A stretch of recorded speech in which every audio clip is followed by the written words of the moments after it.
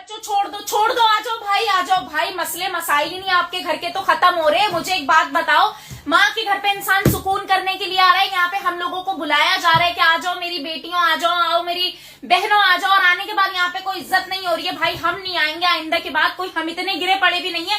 हमारी देखो हमारी हो चुकी है शादी, हमारे हैं बच्चे, हमारे अपने घर के मसले मसाइल कम है क्या? ससुराल के, शौहर के, 100 चीजें।